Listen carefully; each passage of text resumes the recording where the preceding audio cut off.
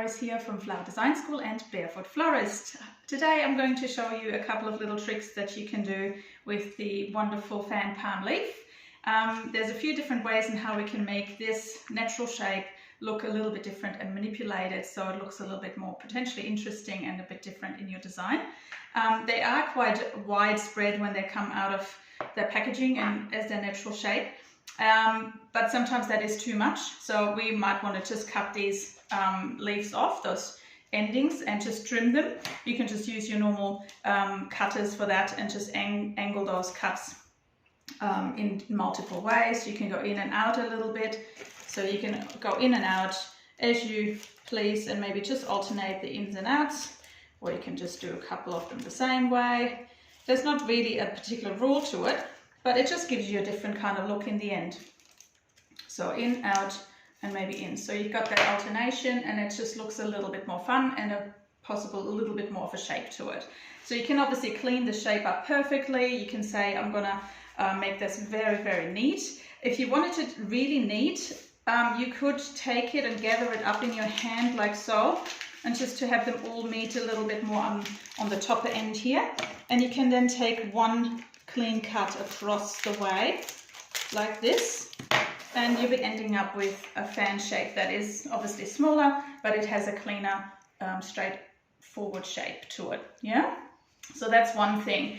You can also do the same thing. I might just make this really short now.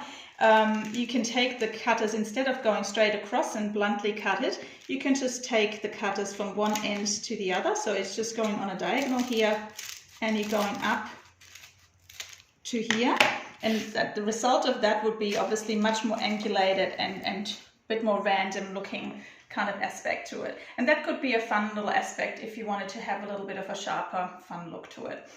So that could be implemented in a design where you just have either a backdrop for a short flower that looks a little bit fun, or you could have that sitting a little bit further up, raised, and maybe backdropping a larger bloom again, and maybe have multiples and different levels perhaps in your design. So yeah, it can be a quite interesting part of your arrangements. So that's number one, or two, three. The other option that I can show you is very often used when you have larger bouquets to do. So you can obviously use the full length leaf here and use your fan palms multiple times, maybe 3 or so times around a very large Strauss bouquet or a very long stem bouquet that has a big diameter, and you just want to add to that diameter. So they have a really nice place there, being used as they are. Sometimes if you wanted to incorporate that on the outside of your bouquet, you could then also implement that kind of texture and that same kind of feel of that fan palm within the bouquet. But having these sharp directions in the bouquet, it might be a little bit too much and a bit too cutting across. So what you can do is you gather the hand underneath here and bring those leaves a little bit more around, like so. So you can see you're getting this little fountain look to it. So you could take that and just take a little bit of pot tape or any other tapes and tie around it or tape it off, which means that you're just going to hold that in the shape there. So you just take a strand, maybe 10 centimeters or so, and just wind it about 2-3 centimeters up in that bundle here and bring it around a couple of times. Make sure you go around at least twice just to make sure that really stays there, and that obviously sticks directly on there. Beautiful. And then you have this beautiful little fountain space there. Again, you could clean up the tips a little bit if you wanted to make them look a little bit less fuzzy. Even the leaves on the outside perimeter you could do a little bit of a cleaning job with. So you could just take your cutters and clean just the very tips off a little bit more, so you get a more blunt and cleaner look to the tips. But sometimes you rather than actually want that, that fuzzier look on the end. So that's your personal preference there and your personal choice you can decide on. But I think this is a good little way to place volume into it with a very thin stem, but you still have a lot of spray on the top there. So it's a very nice, clean, fast way to work a bit of volume into a bouquet. So for example, red rose bouquets or so, you need a little bit of bulk of greenery, but you can't afford a fat stem and don't want to put too much bulk into your stems. into your handle, this is a great way to go about it. So this is another version here. And last but not least, we're going to do a version that creates a whole lot of volume here. So they are obviously very flat, as we have established, but what you can do here is a multitude of ways to make this quite bulky. So we're actually going to curve these over now and hold the tail, you know, the little end bits here in our hand. So I'll go step by step. There's different versions here. You could do a version that has all the leaves going into the one direction. So you can go into here and just end up adding them in towards the back. So you just have your hand really close to the top, have your whole fist around it, and you're literally supporting here with the thumb and the index finger way into the leaf. So you're getting a really good grip. And you want to have at least 3-4 centimeters down into your hand here. That gets held by those 3 fingers there. So these 2 fingers are just grabbing and these 3 fingers are holding. Yeah, so that's pretty much the idea. So you're going backwards, or you could opt for the forward, but you could just do this and just bend them backwards on themselves. Yeah, so you just kind of play a piano if you like. And just go in and then just grab it one by one by one. Yeah, so they don't escape. And you can be quite tough with these. They are quite a tough leaf, so you're not going to break these too easily. So you can grip them really quite forcefully.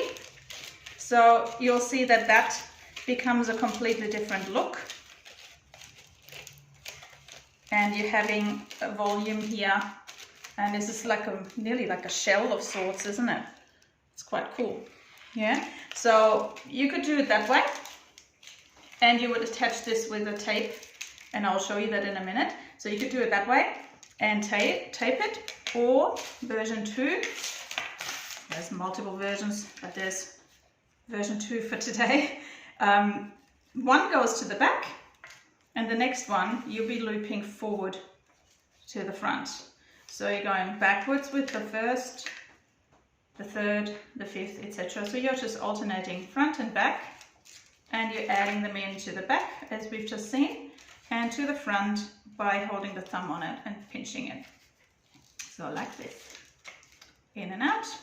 It's good to have that hand here right there where you're actually kinking it or bending it, so you don't get that sharp bend in it, but a nice curve. So you just hold it here and curve it, and bring even a bit of pressure into here to get that leaf to behave, to go forward and then backwards again. That's a more natural shape to it. So the forward one sometimes has to be, you know, you have to kind of give it a little kink here to get it to really want to go forward. So that's the alternative option there. So you get the back and forth, and you can probably see there's a little bit more volume now that we have created because we have moved into both directions. Okay, now I'll show you the options on how to tie this on.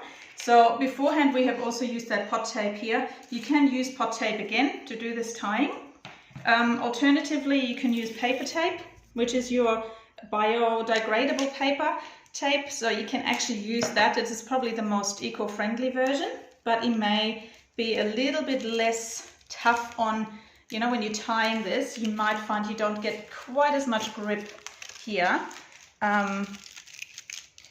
But you just got to pull and pull and pull quite steadily. But the thing is that you will have to be quite forceful with the first few rounds and hold it. So this is the bio version. You can even just do it that way. But you want to make sure you're capturing all the leaves all the way down to the stem here. Yeah, so that's version number 1. Sometimes this finds not as much grip as a parafilm tape would. So the paper tape, which is your normal floral tape, that is a little bit tougher to get this really tight. So I'll show you the parafilm version, which is really my personal preference, even though it has that plastic aspect to it, or paraffin oil aspect to it. So it's not super clean earthwise, but we are trying to minimize, obviously. Sometimes we just have to adhere to what's the best technique here. So we want to move this along really tightly. And the beauty of the parafilm is, as you might know as well, is that it's super flexible and super thin stretchable. So you're getting much less bulk and you're getting faster to your end result here. You see you're pulling that really thin and you're going back down to that stem here and finalizing on the stem. What that means when you do finalize it on the stem is that this does not shift up and down on the stem. So it just stays nice and compact and together. So there's version 1, 2 and 3, 1, 4 and 5. There's a couple of in-between ones. So there's a whole lot of cool ways how you can use these beautiful fan palm leaves, finger palm leaves or rhaphis palm leaves. So you can get all different words and names out there. So I hope you have a bit of fun maybe creating a few different of those versions, and yeah, let me know how you go. I'll see you in the next video. Cheers.